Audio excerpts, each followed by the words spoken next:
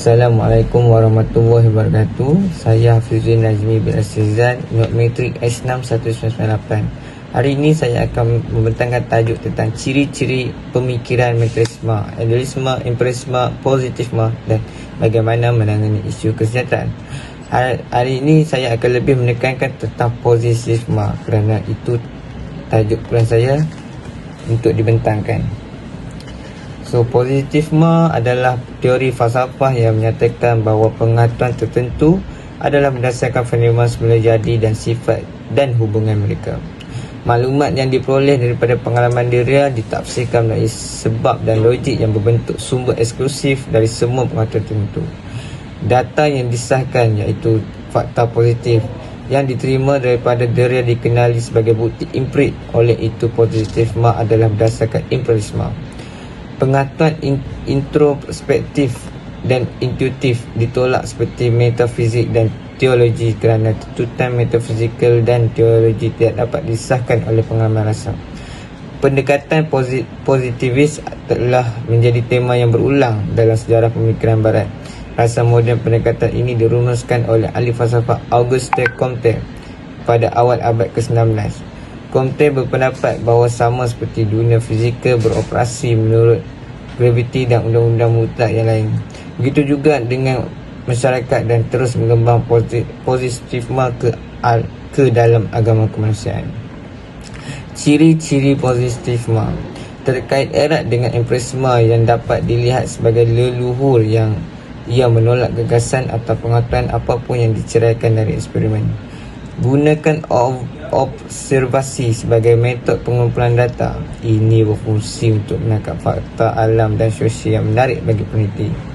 Dia menempatkan metod ilmiah sebagai instrumen akses kebenaran di latar depan. Ini mendalilkan bahawa logika yang memandu proses investigasi harus universal untuk semua ilmu pengetahuan. Dalam hal ini, sains adalah sesuatu yang berorientasi untuk menggambarkan dan mempredik penampakan fenomena. Pengetahuan memisahkan antara sains dan budaya. Hal ini dilakukan untuk membebaskan sains dari konflik politik, agama atau dogmatis apapun yang membatasi pencarian pengetahuan. Jenis-jenis positivisme. Jenis-jenis positivisme ni ada dua, iaitu positivisme logis dan positivisme hukum. Positivisme logis ialah hanya pada pernyataan yang dapat dijawab. Fungsinya dalam penjelasan konsep-konsep ilmiah yang hanya menghindari pernyataan-pernyataan seperti kehidupan. Semua ini menurut positivisme logis hanya menghadapi perasaan dan nafsu manusia dan ianya bukan pada pernyataan yang menarik secara ilmiah. Positivisme logis ini hanya mempercayai bahawa objek-objek fizik atau data indrawi sebagai pola-pola dan data-data yang konstan, sehingga pernyataan ilmiah yang kemudian menjadi titik tolak. Falsafah analisis ketika menyatakan verifikasi sebagai kriteria ilmiah dan non-ilmiah. Falsafah analisis menganggap bahawa permasalahan falsafah dapat diselesaikan melalui penggunaan bahasa yang ketat dengan menggunakan logis ataupun logik dan analisis bahasa. Ianya digunakan untuk menghindarkan penggunaan bahasa yang abstrak, ambigu, samar, kacau dan bahasa yang semu. Banyak sekali tokoh-tokoh falsafah menganalisis perkara ini seperti Golok Frege, G.E. Meyer, Bertrand Russell dan lain-lain. Seterusnya ialah positivisme hukum. Ianya juga disebut sebagai eupositism, iaitu adalah cabang positivisme yang mencari pemisahan antara moral dan hukum. Disosiasi ini mungkin muncul dari minat positivis dalam membezakan dari segi emosi manusia selama mana mereka mampu mengaburkan penilaian. Normanya adalah di sini sesuatu yang sangat penting, iaitu sesuatu yang harus dihormati dan terlepas dari nilai-nilai peribadi yang diakui. Aliran ini perlulah memisahkan secara tegas antara hukum dan moral, iaitu antara hukum yang berlaku dan hukum yang seharusnya, antara das sin dan das sollen. Positism, hukum yang sangat mengagungkan hukum yang tertulis dan menganggap bahawa tidak ada norma hukum di luar hukum positif.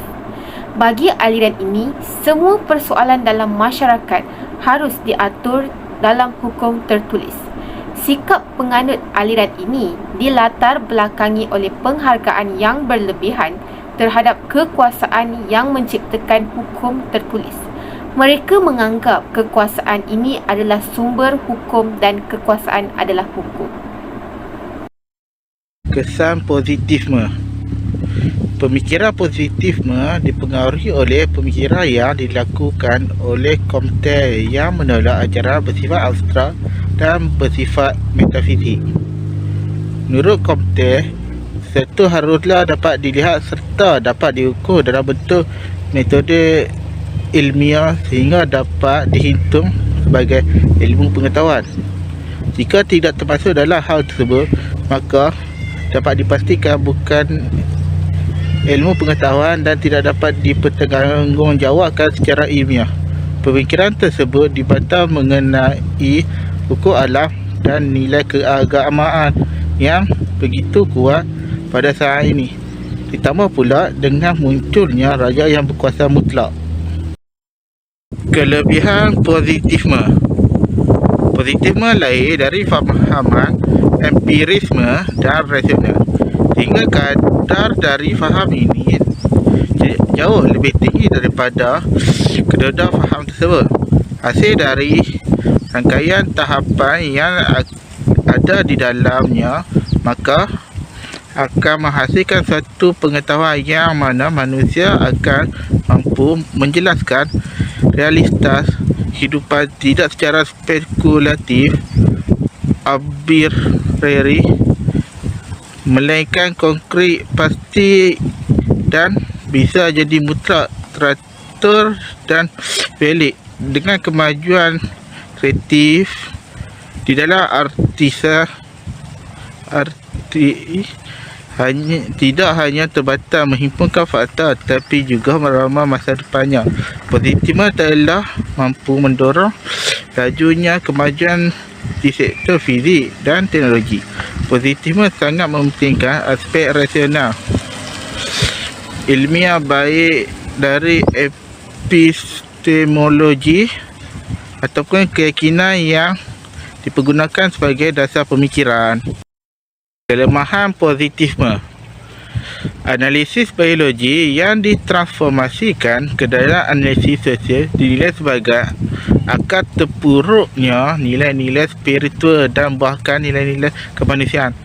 Hal ini dikarenakan manusia terinduksi ke dalam pengertian fizik biologi.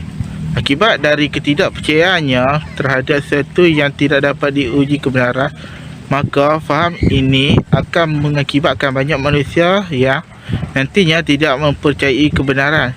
Hal ini ditandai pada saat faham positivistik berkembang pada abad ke-19. Jumlah orang yang tidak percaya kepada agama semakin meningkat. Manusia akan kehilangan makna, seni atau keindahan sehingga manusia tidak dapat merasai kebahagiaan dan kesenangan. Ini tidak ada kerana dalam positif semua hal itu dinafikan, hanya berhenti pada satu yang nampak dan empiris sehingga tidak dapat menemukan pengetahuan yang valid. Seterusnya, pendekatan isu kesejahteraan dalam masyarakat. Yang pertama, menitikberatkan aplikasi ergonomi. Yang kedua, keseimbangan kerja keluarga. Yang ketiga, amalan pengurusan sumber manusia lestari. Yang terakhir, ikatan psikologi antara pekerja dan organisasi. Kesimpulan daripada tajuk ini, post-positivis atau juga dikenali sebagai teori kritikal dan teori postmoden telah menjadi satu aliran ikutan dalam disiplin hubungan di antara kemasyarakatan. Munculan aliran post-positivis di dalam bidang hubungan kemasyarakatan merupakan reaksi terhadap kekurangan yang ada daripada aliran sebelumnya, iaitu aliran positivis. Perkembangan aliran post-positivis berlaku melalui kesedaran sejagat mengenai kurangnya unsur etika dan nilai dalam positivisme hubungan masyarakat. Oleh itu, kerana isu-isu dunia telah berubah sejajar dengan peralihan masa, telah wujud kesedaran terhadap implikasi yang lebih besar daripada tingkah laku di sebalik isu-isu negeri dan keselamatan, memandangkan semakin banyak bidang yang dikaji. Pendekatan post-positivis mengetengahkan pelbagai isu seperti persekitaran hak manusia. Asas kajian mengenai moral manusia, unsur nilai dan etika tidak dapat diukur secara empirikal seperti kebiasaannya. Pendekatan post-positivis ini pada asasnya adalah bertentangan dengan pendekatan positivis yang memerlukan pemerhatian terhadap hukum semula jadi bersifat fakta. Bagi post-positivis, nilai-nilai merupakan suatu bentuk fakta yang boleh dikaji melalui pemerhatian di mana pemerhatian tersebut melihat hal berkaitan normal di dalam kemasyarakatan. Nilai-nilai manusia ini secara relatif mempengaruhi isu-isu yang telah termasuk dalam proses dan hasil kemasyarakatan. Sekian, terima kasih.